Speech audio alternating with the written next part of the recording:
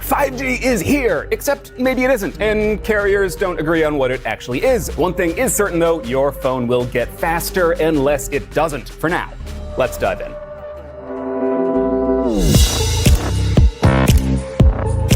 Welcome to Upskilled, our explainer show where we break down the tech that is making your gadgets better. Today, I want to talk about 5G, a new set of wireless technologies that promise blazingly fast data connections to your phone. Right now, with the right phone in the right city, you can get download speeds of over 1 gigabit per second, which is 20 to 30 times faster than typical 4G LTE. But the key part there is right phone and right city. 5G isn't remotely widespread, and the array of technologies that make it up are still kind of a mess. And array of technology is key because 5G isn't one thing. It's a collection of various improvements including antenna design, cell towers, and a wider set of radio spectrum, and it's still unclear which changes there will make the most difference. With different carriers focusing on different tech, your experience of 5G may also vary widely. So when it comes to 5G, what's the good, the bad, and the realistic? But first, let's answer a basic question: what actually is a cell network? Well, a cell phone is so named because the networks are divided up into chunks, like cells in a honeycomb. Let's imagine for a second a fictional early cell network. Your phone would connect with a tower via a specific radio frequency, like a slice of the available spectrum, and each tower has a limit to the number of people who can connect to it, one for each slice. So to get more customers, cell companies set up more towers and have those towers broadcast as many frequencies or channels as they can. But here's where it gets tricky. If you have two towers next to each other using the same set of frequencies, it actually limits the number of people who can use them. Because if two people are trying to connect on the same channel using the same slice, you could end up with interference, or you might even pick up a stranger's call. So you make towers near each other use different slices of the spectrum. But you only have so many slices to work with, and you want to be able to have as many people as possible on your network. So for towers that are far enough away, you can reuse some of that spectrum without worrying about overlap. So you want to maximize the channels per tower to serve the most people with the least towers, but with enough physical distance between towers with the same channels so you don't get interference. And in the end, you get a cell pattern. These days, most towers, also called base stations, are triangular and broadcast a different set of channels in each of the three directions to maximize coverage with the fewest possible towers. And this is part of what makes a cell network so flexible. Smaller, shorter range towers close together can boost capacity in a dense city, while larger, more spaced out towers can cover rural areas. Most cell technology has been about getting those slices of spectrum to encode more and more data and getting more people connected to each tower at once. Early cell towers might only have supported at most a dozen people making analog voice calls, but modern networks use tricks like time sharing and advanced encoding and modulation to support hundreds or even thousands of people all streaming Netflix and browsing Facebook.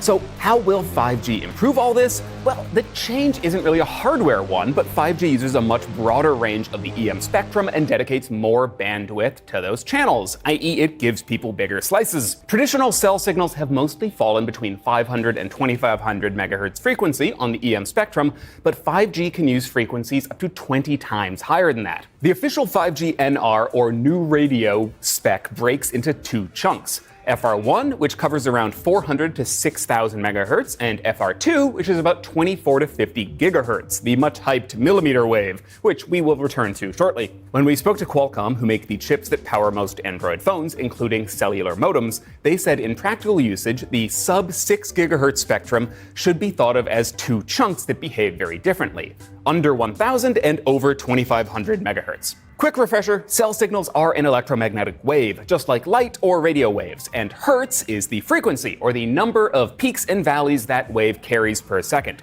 Lower frequencies are easier to transmit longer distances. They can wrap around or pass through most objects. Think of sound waves. You can hear the bass from your neighbor's stereo, but the high frequency, the treble, gets absorbed before it reaches you. For just this reason, some companies like T-Mobile and AT&T in the US have been rolling out so-called low-band 5G networks at 600 and 850 megahertz. These have great coverage and require relatively few towers as a result, but they come with a big drawback. At these low frequencies, there just isn't much bandwidth and the speeds are a lot slower. Think of bandwidth as how big a slice of the spectrum you can connect with. At low frequencies, there just isn't all that much spectrum to slice up. There just isn't a huge range of options between 600 and 1000 megahertz, so channels tend to be small, like 10 or 20 megahertz. Small slices, thus slower speeds, in some cases not actually that much faster than 4G. Because of this, most providers around the world are actually focusing instead on the mid-band, which currently runs between more or less 2500 and 4700 megahertz, but may extend up to 7000 later. This is higher frequency than most current cell systems, and it will probably require some more towers to get the same coverage, but it has a lot more available spectrum. Channels can be between 50 or 100 megahertz of bandwidth, enabling much higher data speeds, maybe hundreds of megabits. Aside from Sprint, the US carriers are largely ignoring the mid-band for now, and instead focusing on that high end, the millimeter wave between 24 and 50 gigahertz.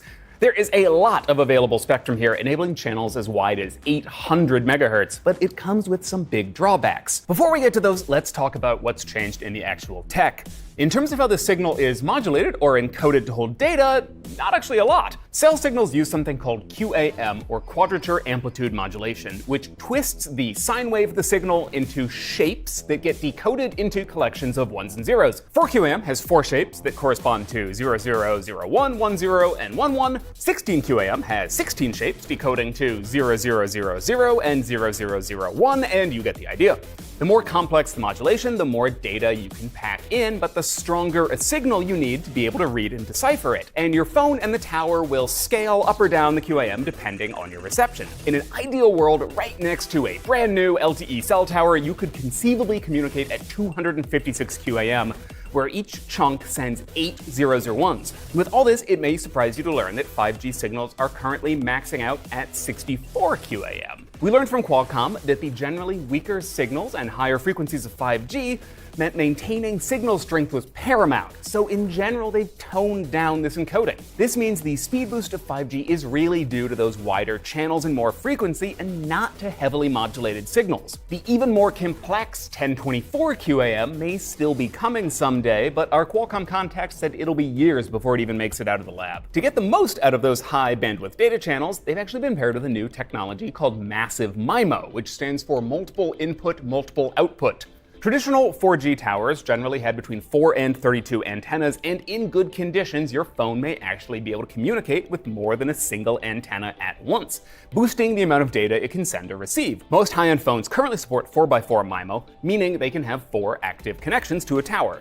This is definitely a best case scenario though. Many phones are actually still 2x2, and even if your phone supports 4 connections, it's not a guarantee the cell tower can supply them all. A Massive MIMO base station will have between 64 and 256 separate antennas, and a 5G phone should be able to achieve 8 or even 16 connections, which are called layers, with the base station, increasing speed even more.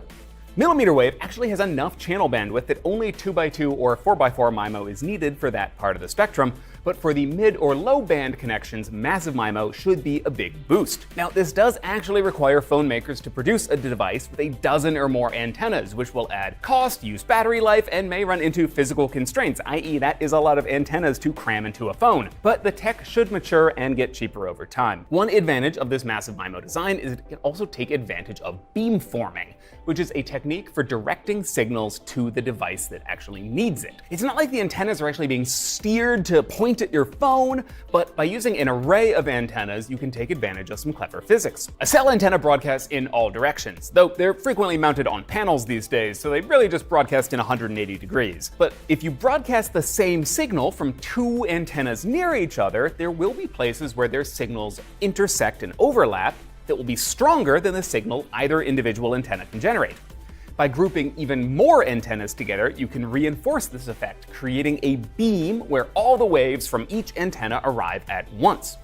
By shifting the phase of the antennas, essentially the timing of the waves they're making, you can actually bend and direct this beam. The tower will measure the signal from your phone and all of the reflections from the signal bouncing off buildings and terrain, and it can use it to help determine your direction, and it will aim its reply in the right spot. So it's not really like a laser or even a flashlight, but by combining the signals from multiple weak antennas, you can create a directed signal made from the overlap of their broadcasts. According to Qualcomm, this lets mid-band signals from a 5G tower travel nearly as far as 4G LTE currently does, despite being higher frequency, and it lets each tower support more users.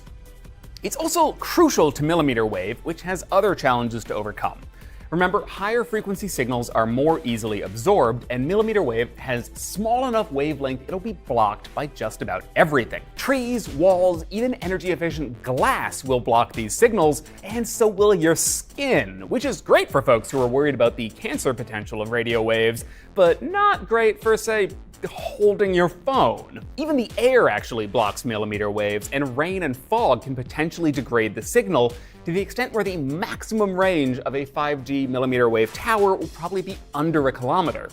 Millimeter wave does have the potential to be crazy fast, but the physics means it's unlikely to ever scale outside dense urban centers. Outdoors, we would likely need towers every few hundred meters, and indoors, maybe every 50 meters. Still, indoors may actually end up being the best case scenario for this tech, using small cells throughout malls, airports, office buildings, and stadiums to essentially replace Wi-Fi with a super fast network your phone would automatically recognize and connect to. Whereas T-Mobile and Sprint have gone all in on low-frequency 5G, Verizon has really focused on millimeter wave with mixed results. Speeds have been impressive, as high as a gigabit per second, but early testers have complained about actually being able to find a signal.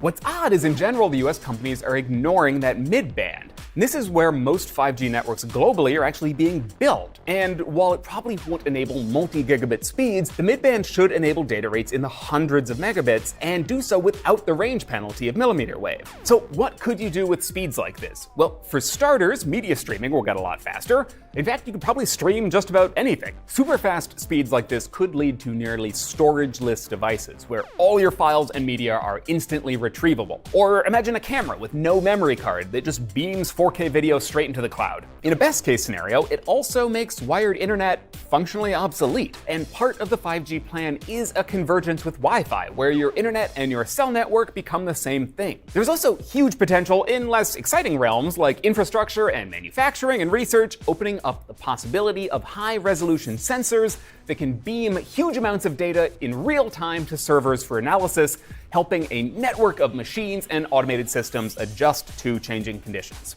A lot of things would also benefit from another advantage of 5G: lower latency. 5G claims to be able to drop the delay for a phone communicating to a cell tower to as low as 1 millisecond, down from 20 to 70 milliseconds for LTE.